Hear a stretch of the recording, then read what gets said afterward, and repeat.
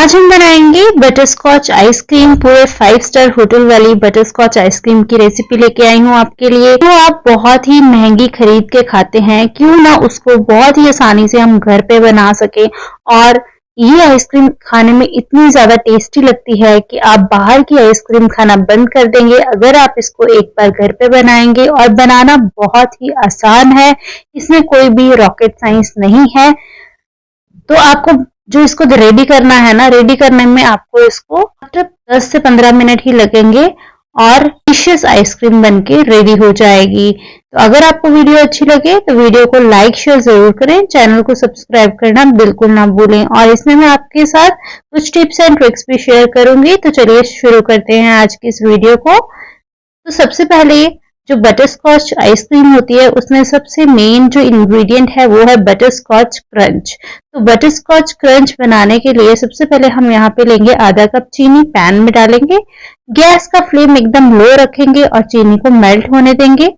जैसे ही चीनी मेल्ट होने लग जाए आपने स्पैचुला से थोड़ा सा इसको धीरे धीरे से चीनी को बीच में करना है ताकि सारी चीनी अच्छे से मेल्ट हो जाए। ऐसा ना हो कि कहीं फ्लेम ज्यादा है कहीं कम है, तो आपके चीनी के जलने के चांसेस बढ़ जाते हैं। तो कोशिश करें कि इसको इस तरीके से आप मेल्ट करें कि हर तरफ एक जैसी हीट लगे। तो ये देखिए इस तरीके से चीनी मेल्ट होना स्टार्ट हो जाएगी। और जब ये अच्छे से मेल्ट हो जाएगी ना तो इसके बिल्कुल भी दाने नहीं दिखेंगे और ये इस तरीके से ब्राउन सी हो जाएगी, कैरमल जैसी। तो जब इस स्टेज पे आपकी चीनी मेल्ट हो जाएगी तब आप इसमें डाल देंगे बटर।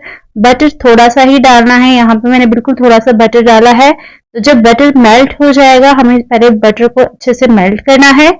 जब बटर अच्छे से मेल्ट हो जाएगा तो हम इसमें डाल देंगे बादाम, कटे हुए मैंने रखे थे, एकदम बारीक चॉप किए थे, वही मैं इसमें डाल रही हूँ। अगर आपके पास बादाम नहीं है आप काजू या फिर मूंगफली का भी यूज कर सकते हैं यहाँ पे। और यहाँ पे आप सबसे ज्यादा ध्यान रखने वाली बात यह है कि आपको उसी टाइम पैन को उठाना है और प्लेट में इसको डाल देना है। आपको बिल्कुल भी वेट नहीं करना है क्योंकि ये जो कैरमल होता है ना ये बहुत जल्दी जमना स्टार्ट हो जाता है। तो इसलिए आपको ये काम जल्दी से करना है। अब जब तक हमारा वो जो लाइन है वो सेट हो रहा है तब तक हम यहाँ पे लेंगे एक बाउल में 1 कप व्हिप्ड क्रीम। तो यहाँ पे आप हैंड विस्कर का भी यूज कर सकते हैं, बस इससे टाइम थोड़ा ज्यादा लगता है तो मैं प्रेफर करूंगी अपना इलेक्ट्रिक हैंड ब्लेंडर।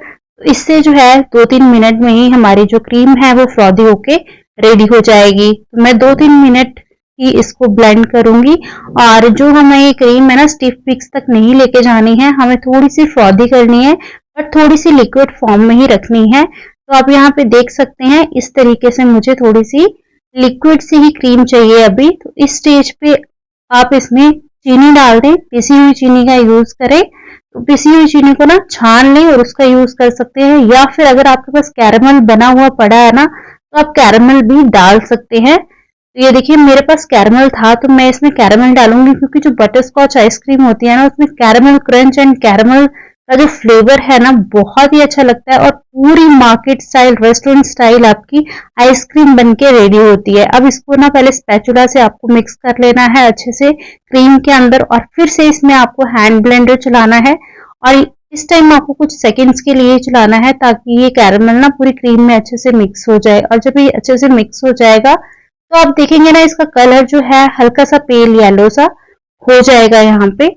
तो ये देखिए अभी भी यहाँ पे हमारी क्रीम जो है ना वो थोड़ी सी लिक्विड ही है क्योंकि हमें अभी स्टिफ नहीं करनी है। आइसक्रीम के लिए ज्यादा स्टिफ क्रीम का यूज ना करें, जो क्रीम है वो सॉफ्ट पीक्स में ही होनी चाहिए। तो ये देखिए अभी यहाँ पे सॉफ्ट पीक्स ही है, ज्यादा स्टिफ नहीं है क्रीम। तो अभी हम इसमें डाल रहे हैं फूड कलर। मैंने यहाँ पे 1 ड्रॉप डाली है येलो फूड कलर की, जेल फूड कलर। ये जस्ट हल्का सा कलर देने के लिए, अगर आपके पास है तो आप डाल सकते हैं, अदरवाइज आप स्किप भी कर सकते हैं। तो ये हमने अच्छे से यहाँ पे कलर को भी मिक्स कर लिया है।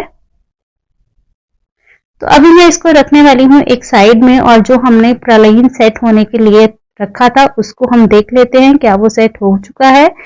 तो यहाँ पे प्रालीन मैंने रूम टेम्परेचर पे ही रखा था और ये देखिए कितने अच्छे से सेट हो गया है, पूरा जम गया है ये। जब हम इसे इस तरीके से हाथ से तोड़ेंगे तो बहुत आसानी से ये टूट जाता है। तो आपने क्या करना है, इस तरीके से कोई भी पन्नी ले लें और उसके अंदर ये तोड़ के डाल दें जो भी हमने ये कैरामल क्रंच बना के रखा है, इसको प्रालाइन बोलते हैं। ये आप इस लिफाफे में डाल दें और फिर आपने क्या करना है, कोई भी बेलन वगैरह ले लें और उससे आपने इसको पीटना है। ये सोच लो आप, जैसे आप जितना भी आपका गुस्सा है ना वो इस पे निकाल दो और इसको एकदम बारीक बारीक करना है हमने यहाँ पे। तो यहाँ पे हमारा ये जो बटर स्कॉच कैरमल क्रंच है ना, ये हमारा बन के रेडी हो जाएगा। ये देखिए बहुत ही लाजवाब बनता है, ये अच्छा होता है, बहुत ही ज्यादा टेस्टी होता है। तो अभी हमारी जो क्रीम है, जो हमने व्हिप क्रीम बना के रखी है, उसमें हम ये वाला कैरमल क्रंच डाल देंगे। तो यहाँ पे डिपेंड करता है आप कितना कैरमल क्रंच डालना चाहते हो। मैंने यहाँ पे थोड़ा ज्यादा ही डाला है क्योंकि जो आइसक्रीम है ना बटर स्कॉच वाली, उसमें मेन होता ही कैरमल क्रंच है। तो इसका जब मुंह में टेस्ट आएगा ना तो बहुत ही ज्यादा टेस्टी लगेगा।